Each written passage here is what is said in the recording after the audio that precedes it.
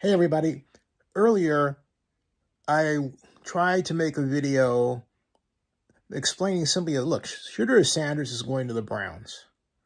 All this other stuff is smokescreen. Well, he's going to drop. Well, we don't know what's going to happen. The last time I saw a situation like this, well, there have been a bunch of them. First of all, Jaden Daniels. Everyone thought, well, he's going to drop. Well, this is going to happen. Well, that's going to happen. No, he didn't drop. He became the number 2 pick of the Washington Commanders. We know what happened right after that, okay? He went on to nearly lead, as a rookie, the Washington Commanders to the Super Bowl. He didn't do that at all. Brock Purdy had the distinction of being the only rookie in NFL history to lead his organization, the 49ers, to the Super Bowl and almost win it. But the bottom line is this year, it's going to be just like it was 2 years before. Bryce Young gets picked, then C.J. Stroud, then Anthony Richardson. Bing, bing, bing. This time it's going to be Cam Ward and Shedeur Sanders. We don't know after that because Shedeur Sanders is a bona fide star difference maker player. There is never been a quarterback that has created this much buzz for reasons that have to do simply with, well, his dad, if you think about it. Never happened before. And his spectacular play. Shedeur Sanders has played in 6 different offenses, and combined his performance has produced a record 74% pass completion percentage ranking. That is tremendous. There's no getting around it, folks. That is absolutely tremendous. Absolutely 100% superstar stuff. That is rare. Shedeur Sanders is one of the top 6 most accurate passers coming out of the NFL draft and headed to the league. Throughout the history of the draft, only 6 other quarterbacks not playing in the same year were more accurate than Shedeur Sanders. Just 6. That's tremendous. So you mean to tell me you're the Cleveland Browns, you come down to 2. You're squawking about needing a quarterback. You're going to pass up on the best passer in generations by statistics to get somebody that you believe is going to be just as good later? That's nuts. That's nuts. If the Browns do that, they cement for themselves a losing season. Ashton Gentry is the man they need, but they're not going to want to take him that high. I would. I have no problem with that. But Abdul Carter, is he really the defensive difference maker? No. Why? Because you take a really cold look. I mean, a really cold look at the Penn State defense. There were a bunch of ball hawks on that place, that defense. More often than not, another linebacker or defensive lineman or defensive back would get to the ball carrier or wide receiver before Carter. The Carter would get the initial good hit. So they were setting the ball carrier up to be hit by Carter. Carter doesn't have a huge number of those Jadeveon Clowney style plays. In fact, he doesn't have one.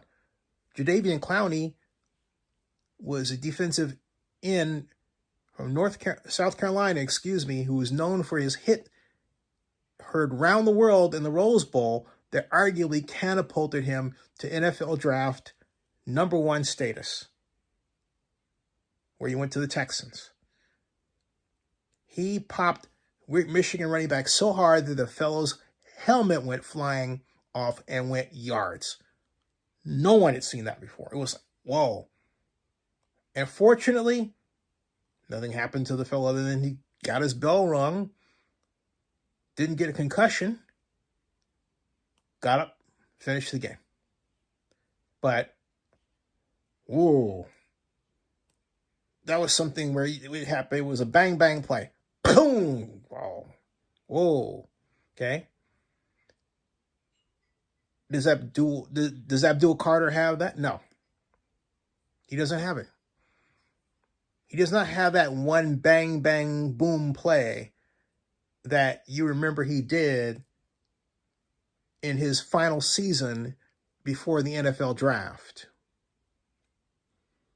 He does not have that Jadeveon Clowney hit play. In fact, when I think of Carter, I think of a swarm. I think of the Penn State defense as a swarm, and he's leader of the pack. But I don't see him as the difference maker, as evidenced by the fact that Penn State did not win the national championship. Did they come close? Yes, they did. Was he a big factor in it? Yes, he was. But he wasn't good enough to put them over the hump. Okay? He wasn't so good that he was like Nadakam Suh and was called to be one of the Heisman Trophy candidates. That is when you have a defender who is worthy of being picked at #2 or #1, and you call it a day. In my opinion, Carter is not that guy. Fifth pick, sure. 3, I'd rather have my quarterback. If Andrew Berry's not thinking that way, he's going to be sorry. If he's been bamboozled into the idea that he has to skip on Shedeur, he's a big fool. Okay? I don't think he's going to be a big fool. I don't.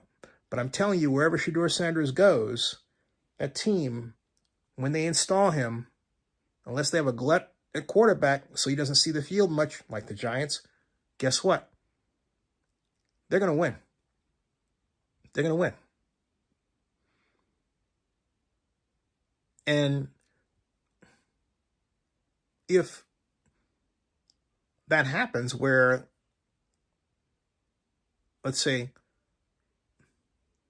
they take Shedeur, the Browns do, then the Giants would take Carter. I'm not saying Carter is that bad, but Carter, I think 3 is about where he should go. 2, 3, 5. I said 5. Yeah, okay. 3, I can see that. Maybe 5. I still think 3 is a little high. But who else is there that's as good at that place? Mason Graham, maybe? At 3? Mason Graham at 3. Maybe. Okay? So, Shedeur Sanders at 2 for the Browns just makes sense. It just makes sense. Because Sanders is a proven difference maker. I don't care how you feel about his attitude. I don't care how you feel about his watches. I don't care how you feel about his off the field, whatever that really or is not. I don't care. Ball, don't lie. Video, don't lie. He can play. He can throw. And again, he is the 6th most accurate passer in NFL draft history. And if I'm wrong, it's not my fault. It's because Andrew Berry made the wrong decision. Subscribe to the Vlog Report with Zenny62 on YouTube here, and bookmark NFL News by Zenny62.com, and also with the first pick, first being 1ST, with the first pick.com. We'll see you.